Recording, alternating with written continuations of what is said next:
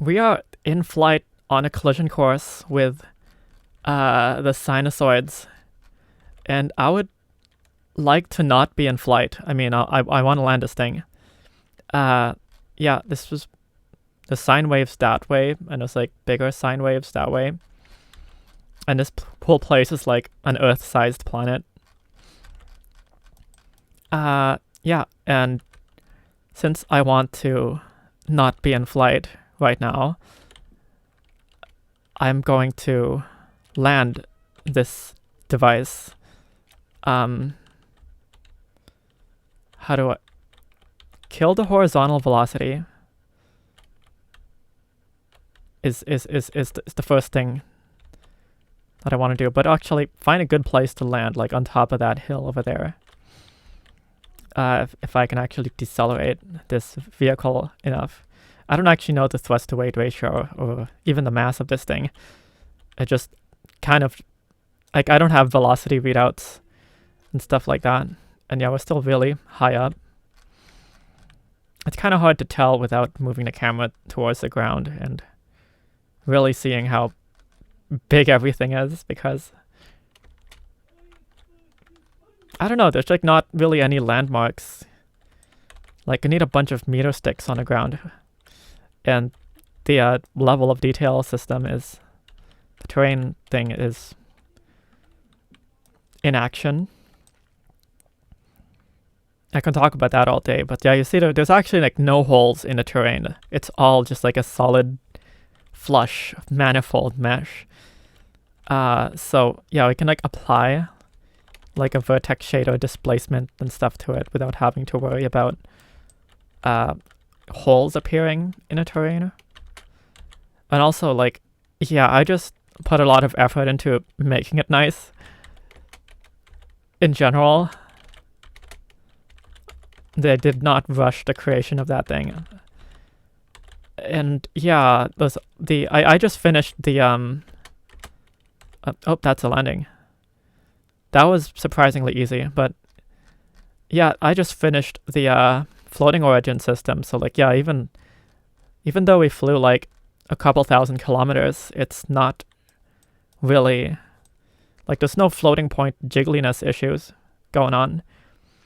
There's this whole like orchestra, this whole like, how do I clockwork orchestration, a whole dance that goes on of like the camera telling the universe scene, telling like the scene on the universe side to like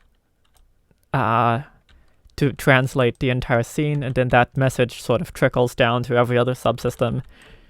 Say the physics system will read it, and the terrain system will read it.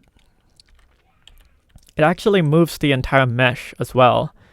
So like, the terrain mesh has high detail close to the viewer and lower detail further away. That's just kind of how floating points work. And yeah, every now and then, the entire mesh, like every single vertex, would be translated, which is surprisingly cheap of an operation.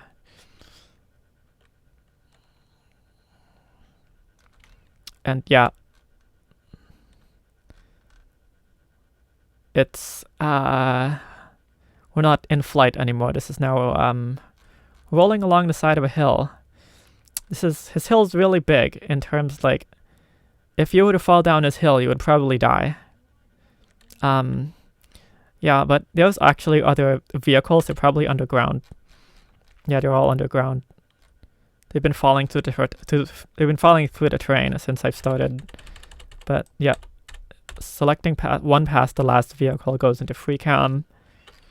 So now I can sort of explore the planet without being bound to a rocket.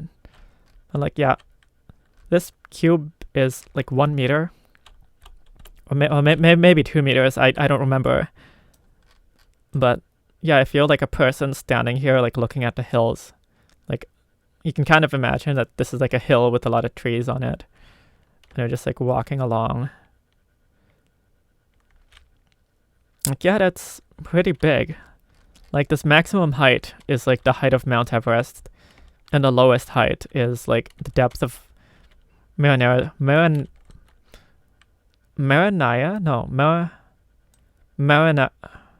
Mariana's Trench. Yeah, Mariana Trench. And yeah. If you go really far away from the planet, it just turns back into like blender icosahedron. And yeah, that's the entire. That's like the Earth. That's straight up like. Was it 600,000 kilometers in radius? And it's like, you know, there's some glitchiness when you go further away from it, because like the shader is not intended to handle such huge numbers.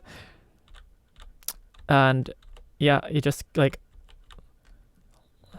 you think these initial hills are really big, but it's like, oh, there's even bigger hills, and it's like, oh no, the planet's really big. Yeah, that's that. There's like the floating point, whatever, but I don't really know what to talk about. Yeah, actually, performance. Look, I can move rapidly across the surface. Like, it doesn't break a sweat. Even though it's just like one core and stuff like that. Like, yeah, no problem. No problem. I can look at this up close. Like, make sure when I go up close, you kind of slow down. But yeah, I don't think we're gonna be moving like at the speed of light across the surface of the planet, anyways. But yeah, that works.